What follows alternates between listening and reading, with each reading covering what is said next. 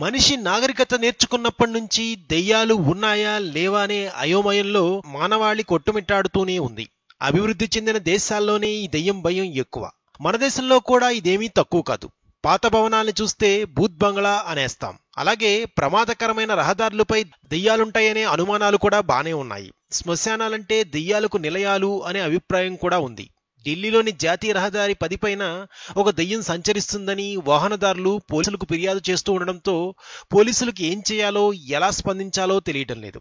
ఇలాంటి గందరగోళం ఢిల్లీ జాతీయ రహదారిపైనే కాదు, దేశంలోని పలు రహదారులపైన దెయ్యాలు సంచరిస్తున్నాయనే కథలు ప్రచారంలో ఉన్నాయి. ఎలియన్స్ వచ్చాయని, దెయ్యాలు తిరుగుతున్నాయని, వాటికి సంబంధించిన వీడియోల్ని కొందరు ఆధారాలుగా చూపిస్తున్నారు. సోషల్ మీడియాలో అయితే గోస్ట్ పేరుతో ట్రెండింగ్ వీడియోలు ఎన్నో కనిపిస్తున్నాయి.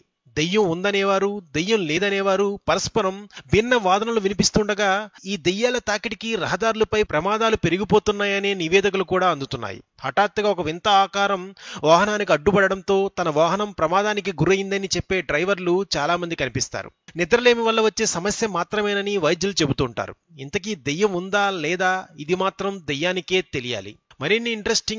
మరిన్ని ఆసక్తికర విశేషాల కోసం please subscribe to red TV mystery.